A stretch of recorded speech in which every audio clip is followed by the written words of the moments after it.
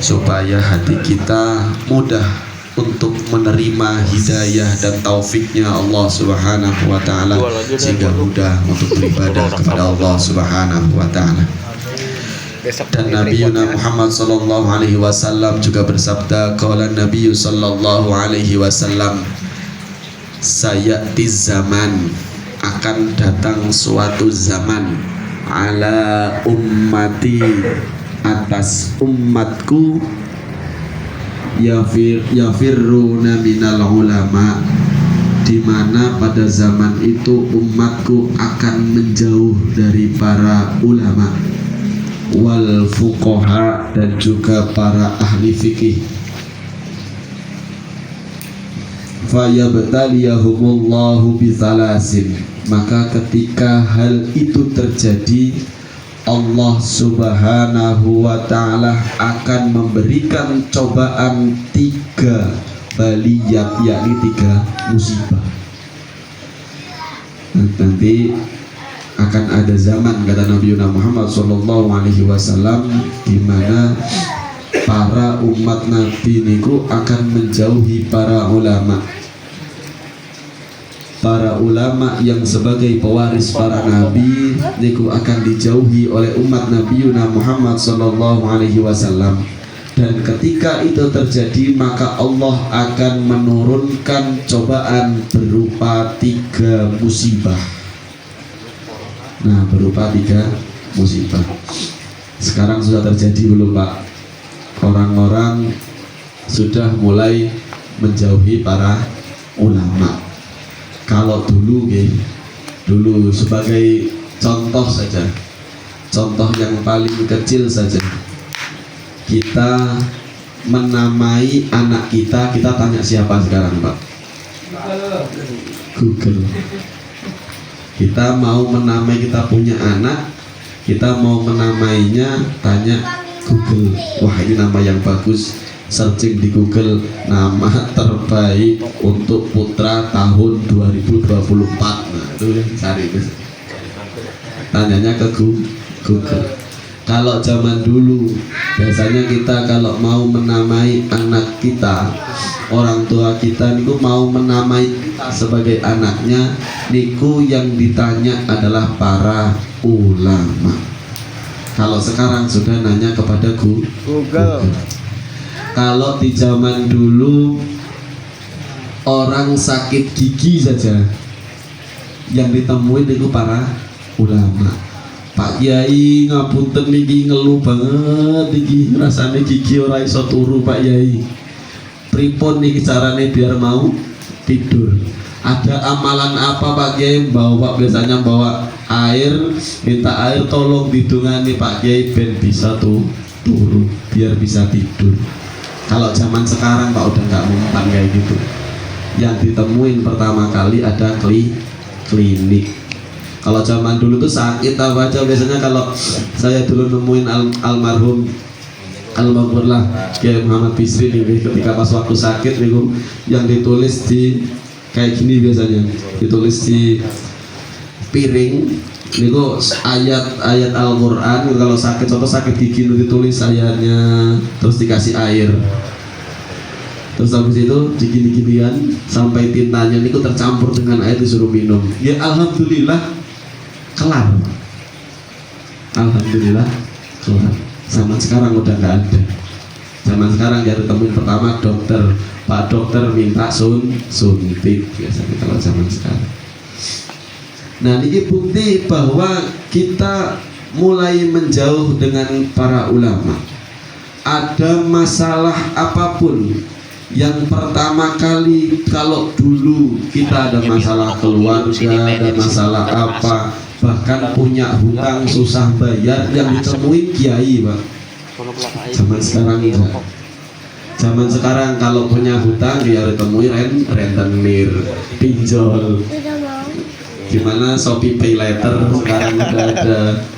Nah, kalau zaman dulu yang ditemuin apapun masalahnya, niku pasti yang ditemuin para masyayikh, para kiai. Nanti biasanya kalau menemuin para kiai bukan masalahnya kelar biasanya, tapi dikasih amalan, malah ditambahi PR Pak Yai. Ya, tapi alhamdulillah ketika mengamalkan amalan itu masalahnya insya Allah kelar. Itu zaman dulu Pak. Zaman sekarang mah zaman mulai generasi milenial, wah apalagi Gen Z kalau zaman sekarang, wah kalau kayak gitu udah nggak ada. Niku membuktikan bahwa para umat itu sudah mulai menjauh dengan para ulama. Yang masa dulu niku para ulama menjadi pusat segala penyelesaian setiap permasalahan, sekarang sudah mulai dijauhi. Niki kata Nabi Muhammad SAW, niku akan ada zamannya. Dan itu sudah kalau kita melihat di zaman sekarang, nah ini sudah zamannya. Dan di sini kata Nabi Muhammad SAW, maka Allah Subhanahu Wa Taala akan menurunkan 3 musibah. Yang pertama adalah ulaha yarfa'ullahul barakata min kasbihim, maka Allah Subhanahu wa taala akan menghilangkan keberkahan dalam dirinya dalam setiap aktivitasnya. Nah, ini musibah dari Allah. Ketika kita mulai menjauh dari para ulama, menjauh dari para guru-guru kita, menjauh dari para masyayikh kita, maka cobaan yang pertama, Allah akan mencabut keberkahan dari setiap aktivitas kita. Makanya kadang ketika kita beraktivitas, contoh pekerjaan, ning kerja kok koyo ini susah banget. Karena apa? Karena kita mulai menjauh dengan para ulama. Keberkahan niku sudah dicabut oleh Allah Subhanahu wa taala. Salah satu contoh keberkahan niku dicabut Pak. Zaman dulu nih, orang-orang pada tani, pada bertani. Orang-orang pada berkebun. Tapi ada nggak sambat punya hutang, sambat nggak bisa makan? Kalau zaman dulu saya rasa nggak ada. Karena apa? Keyakinan dalam hatinya ketika melaksanakan suatu pekerjaan niku pasti yakin bahwa Allah akan mudahkan dan Allah akan memberikan keberkahan dalam setiap apa yang dilaksanakannya. Bayangin di kampung-kampung para tani, para orang-orang yang bekerja di kebun, Mbak, kalau ada acara Maulid Nabi Muhammad SAW, wah nyumbangnya gila-gilaan, Mbak. Nyumbangnya gila-gilaan, bahkan sampai berlomba-lomba untuk menyumbang untuk Maulid Nabi Muhammad SAW. Kalau di sini, Pak, Budi Ustaz Agus, kalau di sini mau ada acara Maulid keliling dulu, kencengan. Karena apa? Karena keberkahan itu dicabut oleh Allah Subhanahu wa taala. Seolah-olah pekerjaan yang kita miliki akhirnya tidak memiliki keberkahan. Pekerjaan apapun yang kita laksanakan akhirnya seakan-akan yang kita dapatkan itu kurang. Karena apa? Karena menjauhi para ulama. Niku musibah yang pertama. Allah akan mencabut keberkahan dalam setiap aktivitas kita. Wasaniyatu, dan yang kedua, yusallit Allahu Ta'ala alaihim sultanan zaliman. Allah Subhanahu wa Ta'ala akan menguasakan kepada dirinya sultan atau raja atau pemimpin zaliman yang zalim, Pak. Nah, ini Pak, maka Allah akan memberikan kepada mereka pemimpin-pemimpin yang zalim, pemimpin-pemimpin yang lebih mengutamakan dirinya pribadi daripada kepentingan orang banyak. Nih, Allah akan memberikan kita pemimpin yang zalim. Sekarang kita terbukti buatan banyak Pak pemimpin-pemimpin kita, mulai dari tingkat paling atas nyampe tingkat paling bawah. Banyak sekali pemimpin-pemimpin kita yang lebih mementingkan kepentingan pribadinya daripada kepentingan orang banyak, lebih mementingkan membuat dirinya kaya raya daripada kepentingan orang banyak. Niki yang kedua, Allah akan memberikan musibah berupa pemimpin yang zalim, dan sekarang sudah terjadi banyak sekali pemimpin-pemimpin kita yang zalim. Salah satu contohnya adalah ketika kita lihat pemimpin kita dari kelas menteri udah banyak yang OTT KPK, banyak banget. Karena apa? Lebih mementingkan kepentingan pribadinya daripada kepentingan rakyatnya. Dan yang ketiga, wasalisatu yahrujuna minad dunya bighairi iman. Ini yang paling bahaya nih. Dan yang ketiga, Allah akan mencabut nyawanya, Allah akan mengeluarkan dirinya minat dunia, dari dunia bighairi iman, tanpa membawa iman.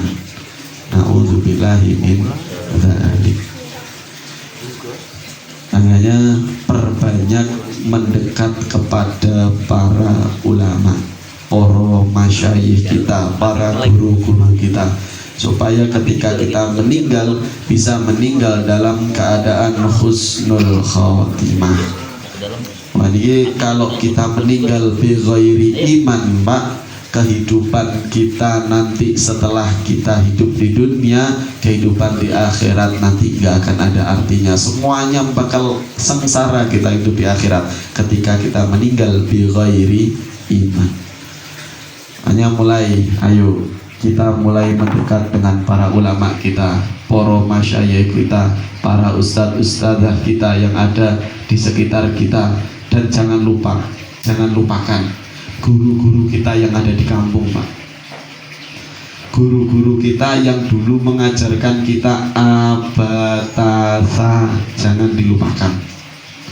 Jangan seolah-olah ketika kita contoh kenal dengan para kiai, kenal dengan para habaib yang sudah tenar, para kiai yang sudah tenar, tapi kita lupakan guru-guru ngaji kita yang ada di kampung. Jangan.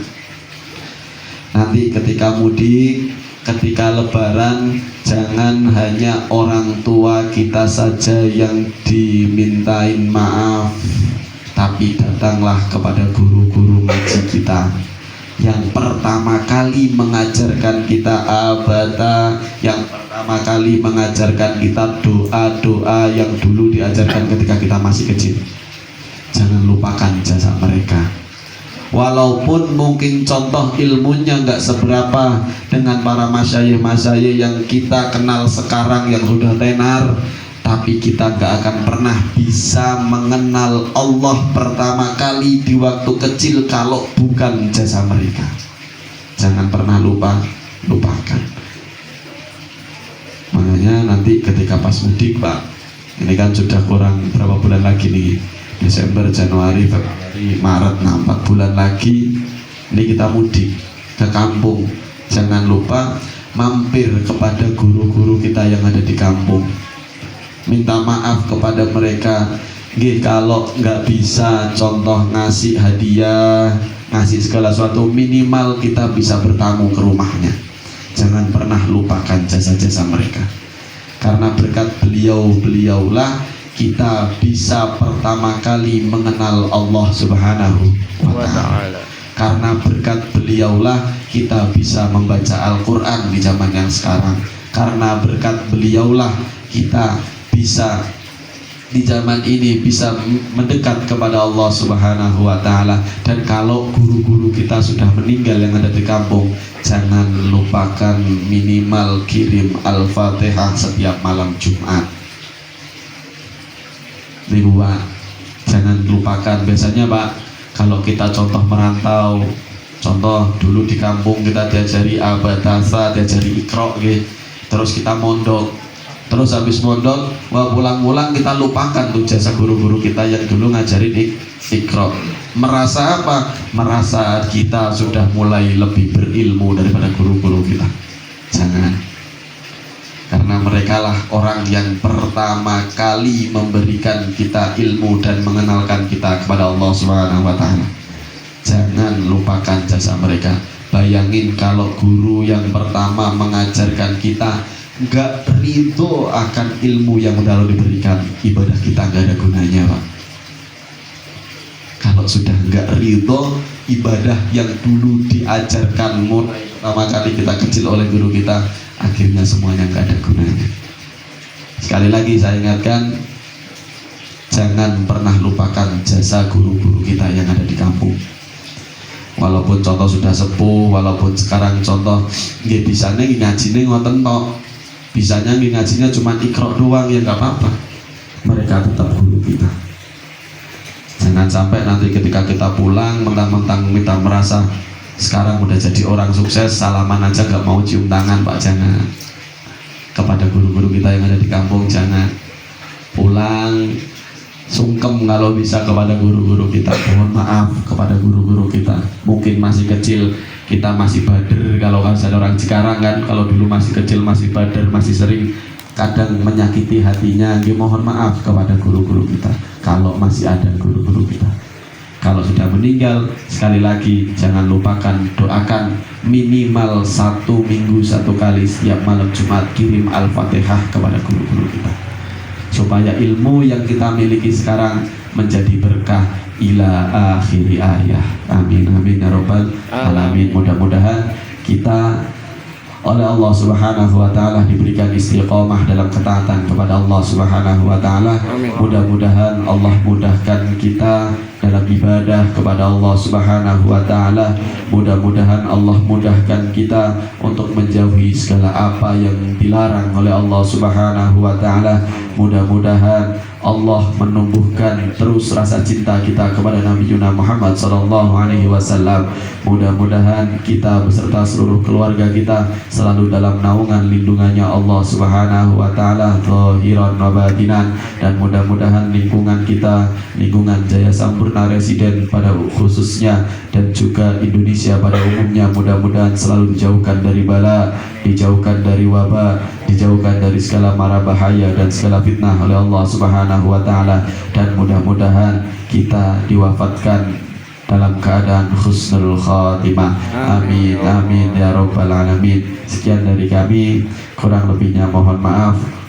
Wabillahi taufiq wal hidayah wal ridha wal inayah, wallahu a'lam bissawab, wallahu muwaffiq ila aqwamit thoriq. Wassalamualaikum warahmatullahi wabarakatuh.